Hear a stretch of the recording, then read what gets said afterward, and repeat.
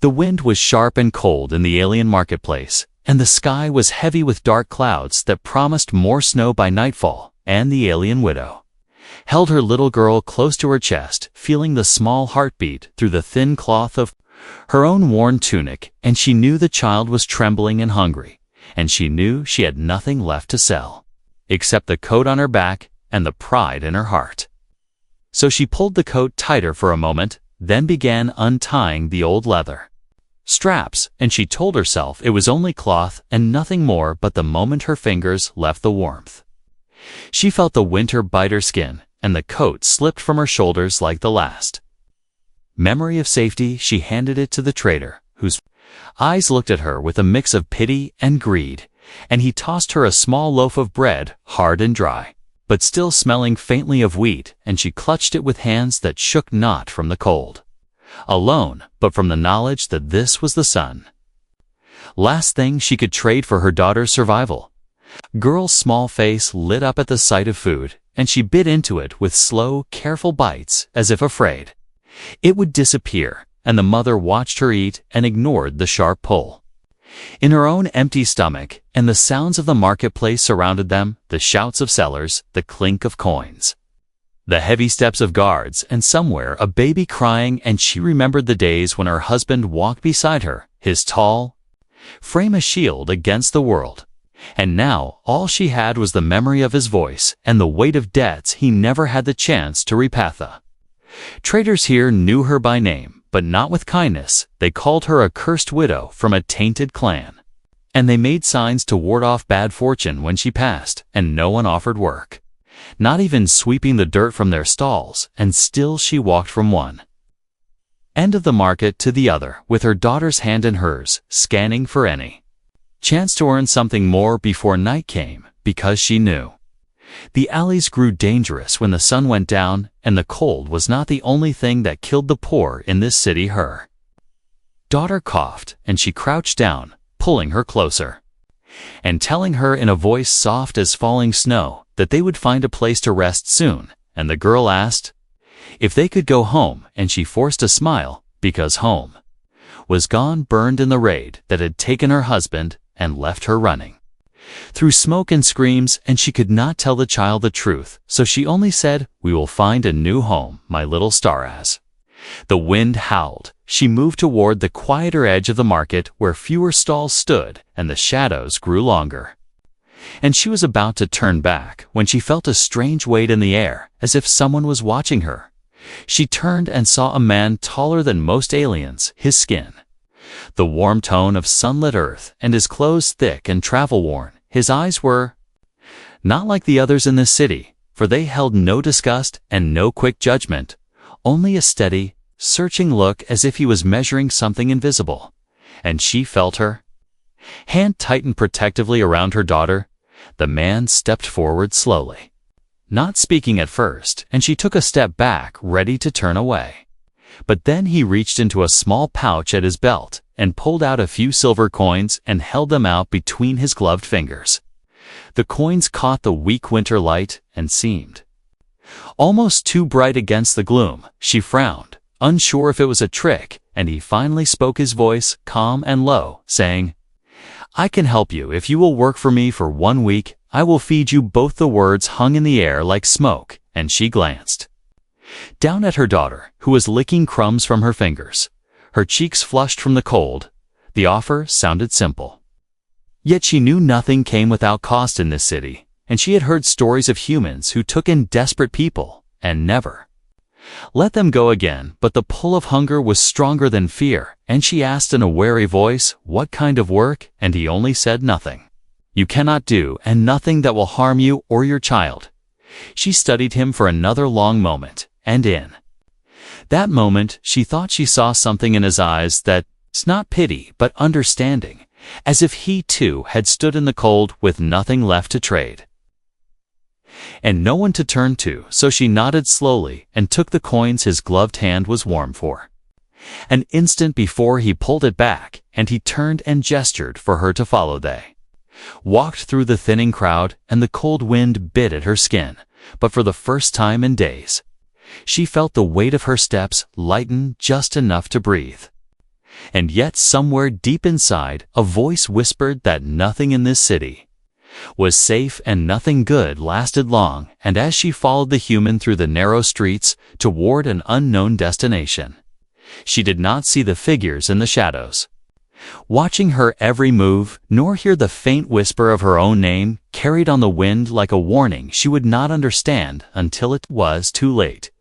The human led them through winding alleys where the wind could not bite as sharply, and the noise of the market faded into the sound of his boots on cobblestones and the quiet shuffle of the widow's worn shoes and the soft patter of the little girl's bare feet, and the mother kept glancing behind her, half expecting to see the traders or debt men following, but the narrow turns hid them from sight, and the human walked with steady steps as if he knew exactly where to go, and the smell of wood smoke grew stronger with every turn until they reached a small door set into the side of an old stone building, and he opened it with a metal key that clicked loudly in the cold air inside. Was warmth so sudden it made her pause and blink for a moment, and her daughter clutched her hand with wide eyes, taking in the glow of a small fire burning in a hearth and a table set with bread and stew, and the smell made the child's stomach growl loud, enough for them both to hear, and the man stepped aside, letting them in, and he closed the door behind them with a quiet thud, shutting out the wind and the world outside, and he told her to sit while he served food into bowls and pushed one toward her and another toward the girl, and she hesitated only a moment before guiding her daughter to eat, and the girl wasted no time dipping the spoon and tasting the rich broth. The human sat across the table, his eyes steady but his hands busy tearing bread into pieces, and he asked no questions about her life or where she came from, and she found that strange because most who helped only did so to learn secrets they could use later, but his silence was different,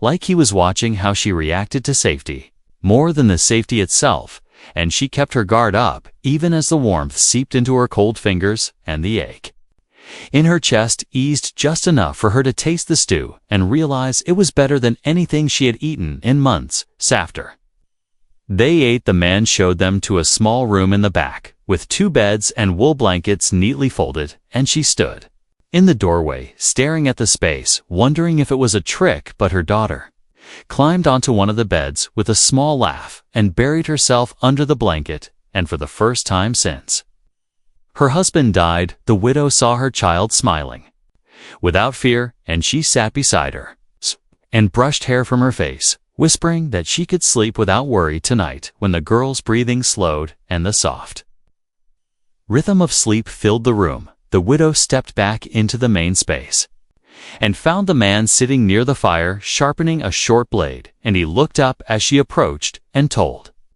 her in a calm voice that he kept his word, but he also expected her to keep hers, and she nodded, asking what work he wanted, and he said, only small tasks for now, cleaning the room, helping with trade goods, sorting the supplies he carried from the settlements beyond the border, and she agreed, though inside she still wondered why a stranger would take such interest in her and her child. As the fire crackled and the shadows danced on the walls, she felt a strange calm settle over the room, but it was broken when a faint sound came from outside the house, a sound too soft to be the wind, a whisper like fabric dragging across stone, and the human's eyes flicked toward the door at once, and his hand closed around the blade in silence. He rose and moved to the window, lifting the curtain just enough to glance out, then letting it fall again, his jaw tight. He told her to stay inside and keep the door locked, then stepped out without another word, and she stood frozen in the center of the room, the warmth of the fire suddenly feeling fragile against the cold that waited outside. She moved to the window and peeked out, seeing him in the street, his figure still and tense as a small group of alien men stood in the shadows a few steps away, and she recognized 2 of them immediately, their faces etched in her memory from nights of fear and threats after her husband's death. They were the same debt collectors who had cornered her in the alleys demanding payment she could never give. The men spoke to the human, their voices low but sharp, and she could not hear the words, only the tension in the air, and the way one of them pointed toward the house and then toward the small window of the room where her daughter now slept, and the human stepped closer, closing the distance with a quiet strength. That made the men hesitate, and after a moment, they stepped back, fading into the shadows, but not without one last look at the door. When the human came back inside, his face was calm, but his eyes told her enough, and he said, "They will not come tonight, but they will not give up," and she felt the small spark of safety she had found begin to flicker, and she knew their presence here would not go unnoticed much longer, and though she wanted to ask why he had stepped in to protect her, without knowing her, she found no words, and instead stood in silence while her daughter slept and the fire burned. And the night pressed close against the walls, as if waiting for the right moment to enter. The morning came with a pale light creeping through the cracks in the shutters, and the widow awoke to the sound of her daughter breathing softly beside her, the small warmth of the child's body keeping away the bite of the cold air that had seeped in during the night.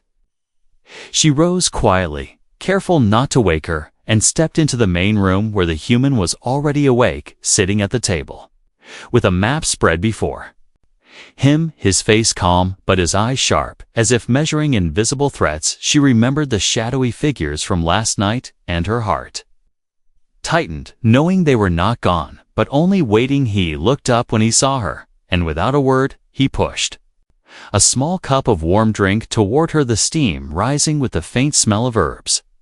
She took it with a nod, her fingers wrapping around the heat, and for a moment, they drank in silence, the sound of the fire crackling the only thing between them, and the quiet outside. Then he spoke, saying the men from last night were dangerous and they would not stop until they got what they wanted. She asked what they wanted, though deep down she already knew, and his answer was simple: they want you, or your daughter, or both. Her breath caught at the words, and anger flickered in her chest, because she had already lost so much, and she would not lose her daughter. To the human leaned forward, saying there were two choices.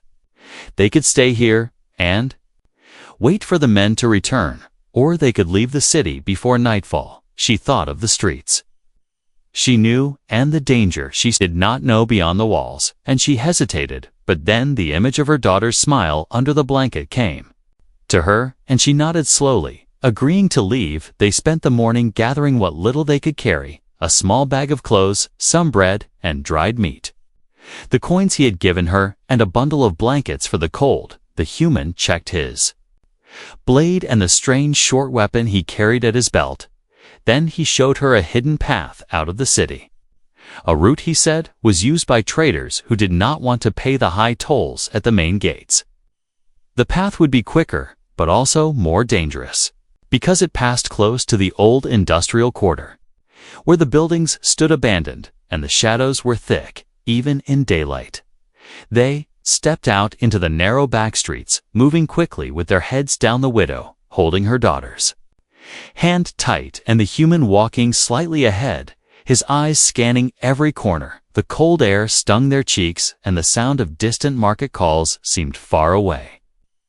Now, as they entered the empty quarter, the smell of rust and damp stone heavy around them, broken windows stared down from crumbling walls, and the echo of their footsteps followed them like a second presence halfway through the quarter. They heard it, the sound of boots not their own, and voices low but urgent. The human stopped, motioning for them to stay close against the wall, and a group of alien men came into view from the far end of the street, their faces half hidden by scarves, but the widow recognized one of them instantly, the leader of the debt collectors, his eyes locking onto hers with a cold smile that sent a shiver through her. The men began to spread out, blocking the path ahead and cutting off their retreat behind. The human stepped forward, his voice steady, telling them to move aside, but the leader only laughed, saying she belonged to them, that her debts were not forgotten, and that the human could walk away if he valued his own life. The widow's heart pounded as the men reached for weapons, crude blades and short clubs. The human's hand moved to his belt, and in one swift motion, he drew the short weapon, its metal catching the weak sunlight, and the men hesitated their steps, slowing but not stopping. Leader spoke again, saying no weapon would change the fact that she had no one to protect her and that the human was only delaying what was already decided, but before he could finish, the human moved fast, striking the closest man with the flat of his blade and knocking him back into the wall. The others stepped in, and the fight became a blur of movement, the sound of boots on stone, the sharp crack of blows. The widow pulled her daughter close, shielding her as the clash echoed through the empty street. When it ended, the human stood breathing hard, a shallow cut on his arm. But the Tacha watched his arm. But the rest of him unshaken. The men lay groaning on the ground, their leader glaring up at him with hate, but not daring to move. The human told them to stay down and to remember that next time it would not end so lightly.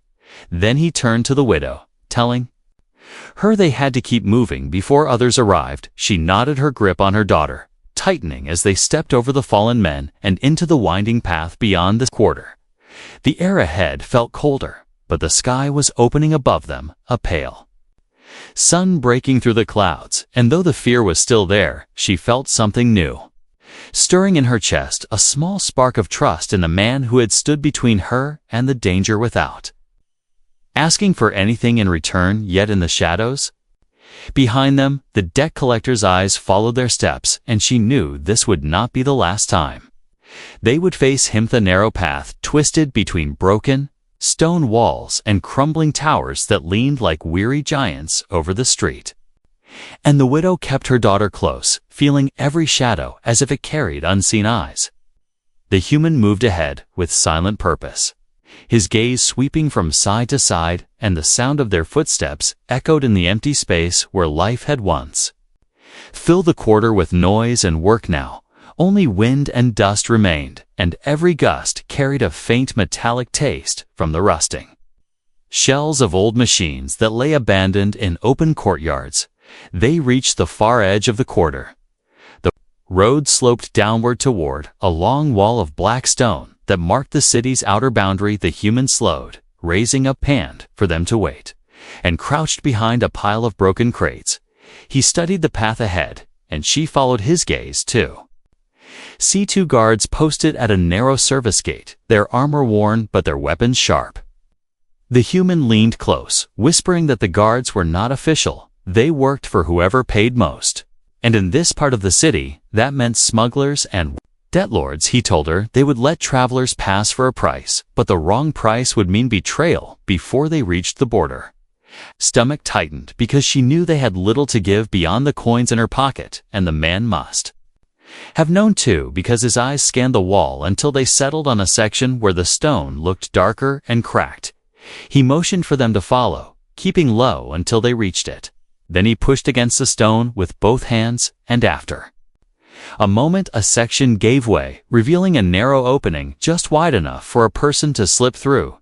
He gestured for the child to go first, then the widow, then he came after pushing the stone back into place. From the other side, they emerged into a stretch of barren land where dry grass clung to the ground and the wind blew colder without the city walls to shield them. The human pointed toward a thin line of trees in the distance, saying they could reach shelter there by nightfall, if they moved quickly. So they walked fast, with the girl riding on her mother's hip. When her legs grew tired, the widow's heart pounded from the pace, but she did not complain, because the open land made her feel exposed, like a bird flying over empty ground with no cover. The sun dipped lower, casting long shadows, and the first signs of frost began to form on the grass. When they heard it, the distant rumble of engines, the human's head turned sharply, and his expression darkened. He told them to keep moving toward the trees without looking back, but she glanced over her shoulder and saw a dark shape moving along the horizon, growing larger with each second, a vehicle of some kind, fast and heavy, kicking up a trail of dust behind it. They reached the trees just as the sound grew loud enough to rattle the branches, and the human led them off the path, weaving between trunks until they came to a shallow ditch overgrown with weeds. He motioned for them to get down, and they crouched Lo, the girl clinging to her mother's neck, and the vehicle roared past on the road beyond its metal body, covered in strange markings that made her skin crawl. She recognized one of the symbols, the mark of the debt collectors clan, and she knew without doubt that they had sent riders to hunt them down. When the sound faded, the human rose and said they could not stop until they reached the hills beyond the trees, where a small trader camp waited. He said he had friends there who would hide them for a price, and she asked what if the hunters reached the camp first, and he looked at her with eyes that held no false comfort, saying, "Then we keep running until there is nowhere left to run." They moved again deeper into the trees, until the sky above them turned to a dark silver, and the first stars began to appear, and the air grew so cold that their breath hung in pale clouds. The girl whimpered against her shoulder, and the widow whispered promises of warmth and safety, even though her own voice shook, and she wondered if she was lying to them both. Then they saw a faint glow between the trunks ahead, and the sound of voices carried on the wind. The human slowed his steps, his hand on the hilt of his blade. As they approached through the branches, she saw a small circle of tents around a fire, and figures moving between them, their shapes human and alien mixed.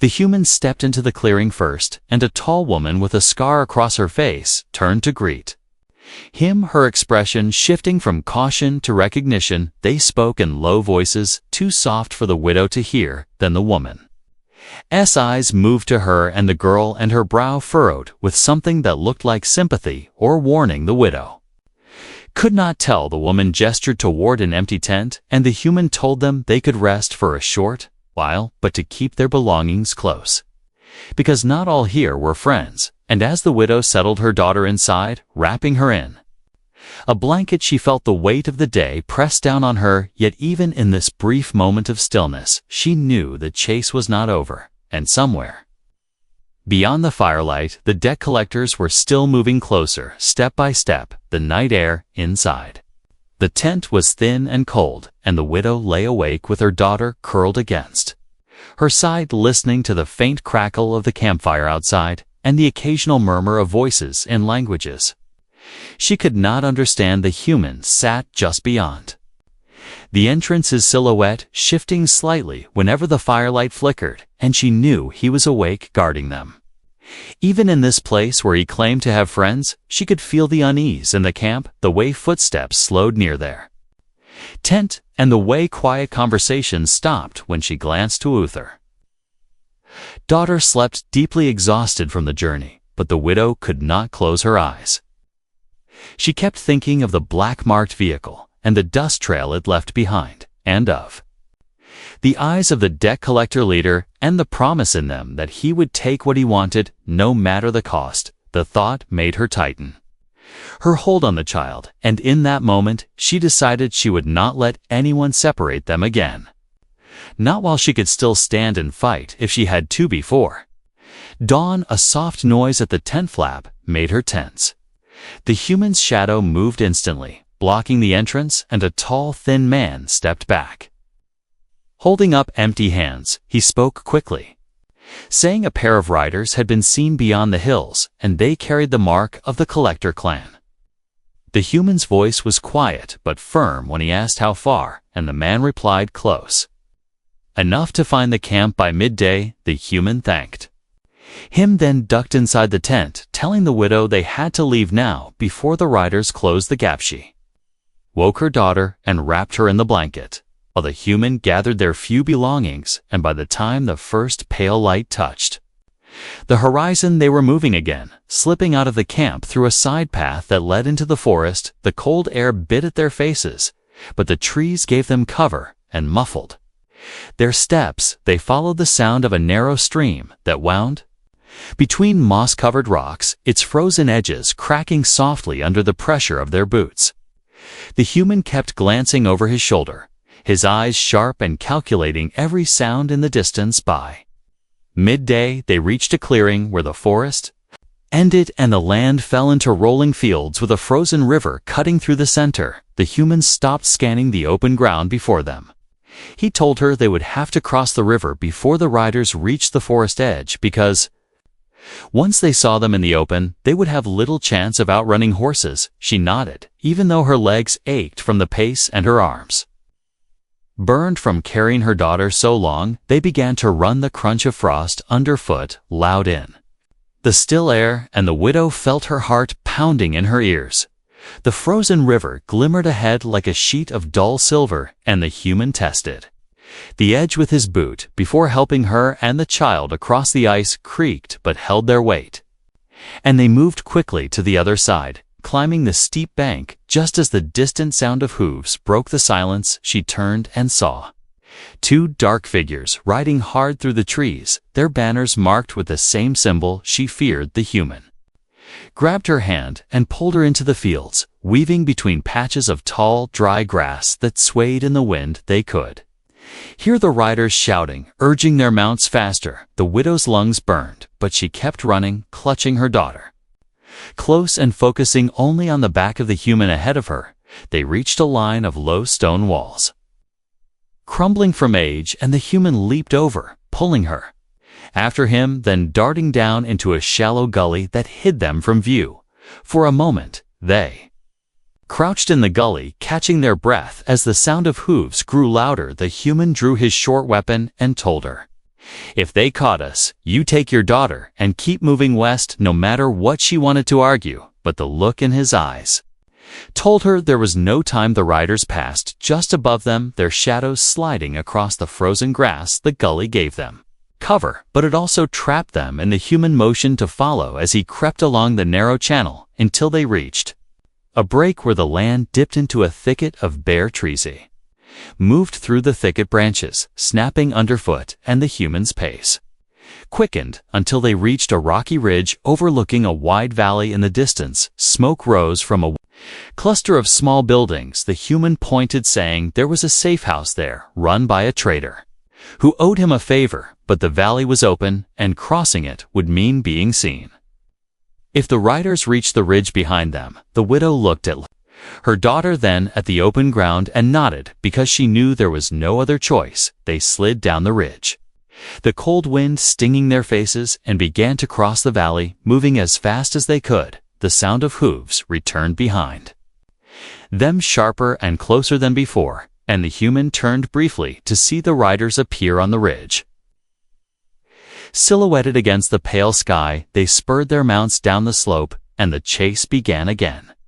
The widow's legs screamed with every step, but the sight of the buildings growing closer kept her moving. She could hear the riders closing the ground between them, the rhythmic thud of hooves pounding through the frozen earth. When they reached the first building, the human slammed open the door, pushing them inside and closing it fast. The room was dim, lit only by a single lamp, and a heavy-set alien stood behind a counter, his eyes wide at the sight of them. The human spoke quickly, telling him to bar the door and hide them in the cellar. The alien hesitated, glancing at the window where the shadow of a rider passed, and then nodded, moving to slide a thick beam into place as the sound of fists pounded against the wood, and the voices of the debt collector clan filled the air. Outside, the cellar was dark and smelled of earth and old wood, and the widow clutched her daughter close as the human moved down the creaking steps behind the alien trader, who held a small lantern, its glow casting shaky shadows on the damp stone walls. The pounding on the door above grew louder, and voices shouted threats in a language she half understood, promising pain if they did not hand her over. The trader reached the far end of the cellar, where stacks of crates and barrels formed a wall, and he pushed one aside, revealing a narrow tunnel shored up with old timber beams. He whispered that the tunnel led out beyond the far edge of the village, but it was unstable and not safe for long walks. The human nodded, saying they only needed enough distance to lose the riders. The widow could hear her own breathing loud in her ears as the sound of boots hit the floor above, and something heavy smashed against the barred door. The trader handed the lantern to the human and moved back toward the stairs, his large frame blocking the way as he called out to the intruders, trying to delay them. "You mean," told the widow to go first, carrying her daughter through the narrow spelled A. Opening the timber smelled of damp rot, and the floor was Uneven, the light behind her dimmed as the human followed, closing the crate wall behind them. They moved quickly through the tunnel. The air thick and stale. With every step she could hear faint vibrations in the ground from the struggle above, the shouts growing sharper, and then the muffled sound of wood splintering. The riders had broken through, and she knew they would find the hidden entrance soon. The tunnel twisted sharply to the right, and the ground sloped downward, water dripping from the beams into shallow puddles. The widow's boots slipped, but the human's hand steadied her, and they kept moving until a faint glimmer of light appeared ahead. It grew brighter with each step, and soon they reached a small opening behind a tangle of dry brush. Outside, the air was colder but fresh, and the sound of the village faded behind them, replaced by the whisper of wind through the grass. The human told her to keep low as they crawled out and began moving away from the opening. They crossed a patch of frozen ground and entered a cluster of boulders where the human stopped, scanning the horizon. He pointed toward a low ridge in the distance, saying they could reach the old road beyond it. But they had to move before the rider spread out to search. She nodded, tightening her hold on the child, and they began to climb the ground, rough and jagged beneath their boots. Halfway up the ridge, a sound behind them made her turn, and her heart lurched. The brush at the tunnel mouth was moving, and a dark figure emerged, followed by another, both carrying short blades and moving fast. The human urged her forward, his voice low and sharp, and she forced her legs to move faster. The ridge top was close now, and the wind cut at their faces. When they reached it, they dropped down the far side, sliding over loose stones and landing in a narrow ravine. The human led them along the bottom, where the high walls gave some cover, but every sound echoed, and she knew it could also trap them. If the riders came from both ends, they hurried on until the ravine opened into a wide, flat plain. And there in the distance lay the remnants of an old bridge stretching over a dry river bed.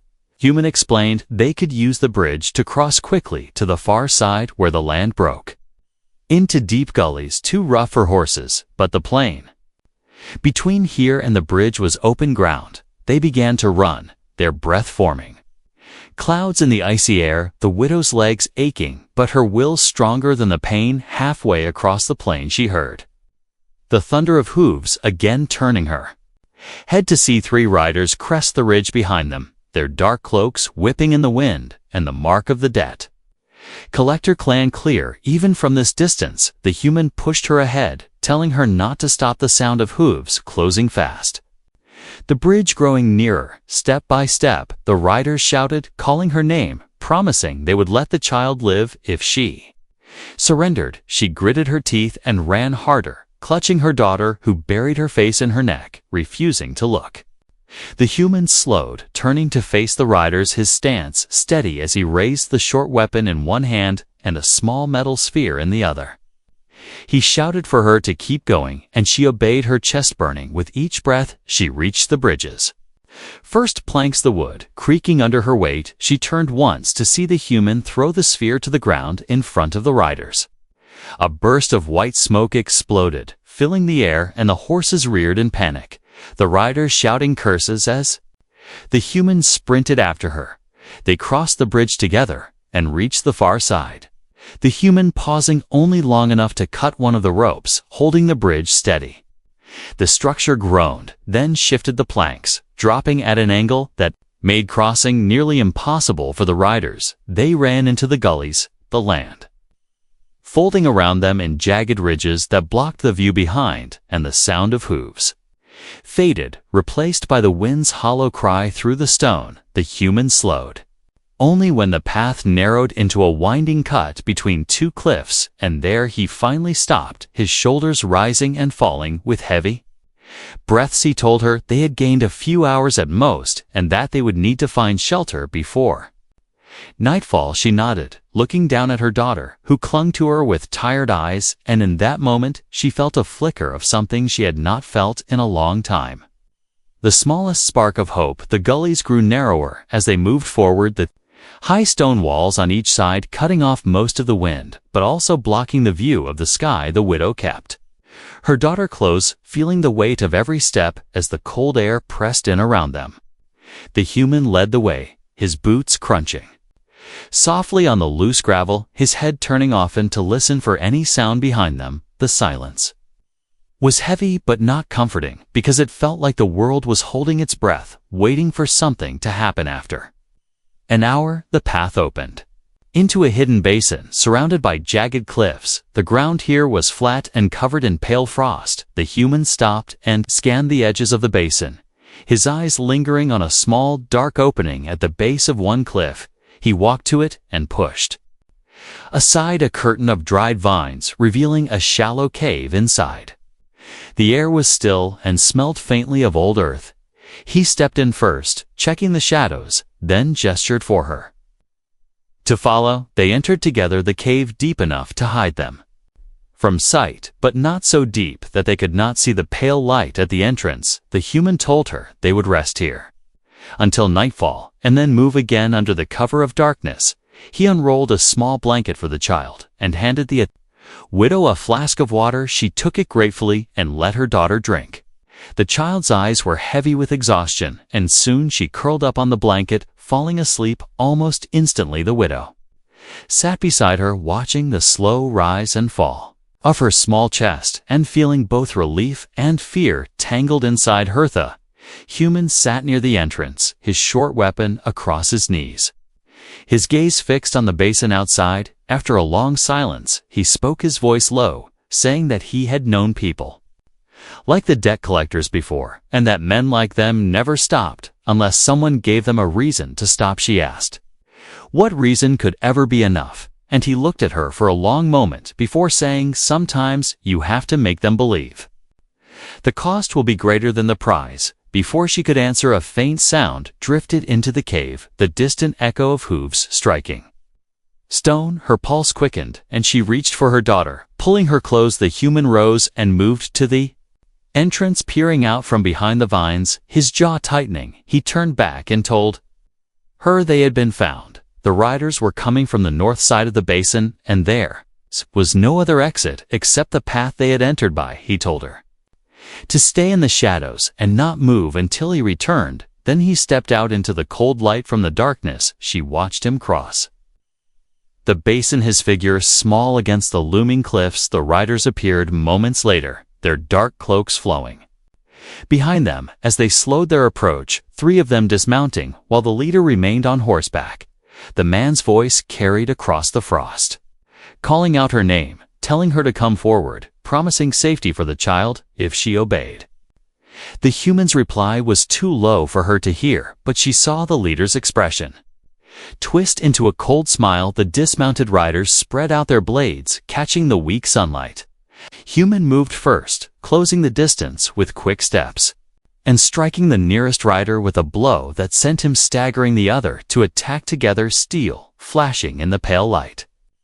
The fight was fast and brutal, the sound of metal clashing against metal echoing off the cliff walls. The widow held her daughter close, shielding her eyes, but she could not look away from the man who fought for them, with every strike and every step refusing to yield.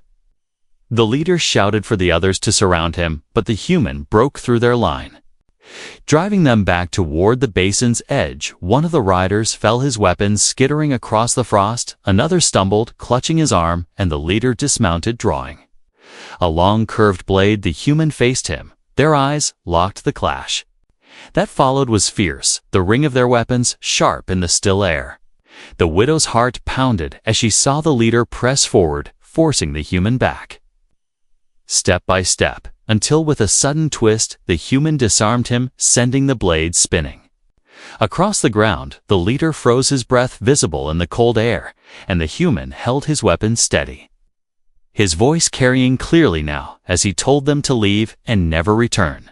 Leader hesitated, his eyes narrowing, but then he called to his men, and they withdrew, one limping, another holding his side. They mounted their horses and rode away, the sound of hooves fading into the distance until the basin was silent again. The human stood still for a moment, his shoulders rising and falling. With deep breaths, then he turned back toward the cave. She stepped out to meet him, her daughter still in her arms. The human's gaze softened, and for the first time since She had met him. He allowed a small, tired smile. They left the basin under the cover of night, moving through the gullies with only the stars above to guide them. By dawn, they reached the edge of a small settlement. Hidden among the hills, a place the human said was beyond the reach of the collector clan. The widow felt the weight on her chest began to ease as they entered the quiet streets, the people here nodding and greeting without suspicion. The human led them to a modest house with a warm fire already burning inside, telling her they could stay here for as long as they needed. As the door closed behind them and the warmth wrapped around her, she looked down at her daughter, who was smiling in her sleep, and for the first time in a long while she believed that the future could hold more than fear. She turned to the human, wanting to thank him, but the words caught in her throat instead. She simply met his eyes, letting him see the gratitude that filled her, and in that shared silence, they both knew their fight was not only to survive, but to build something worth living for.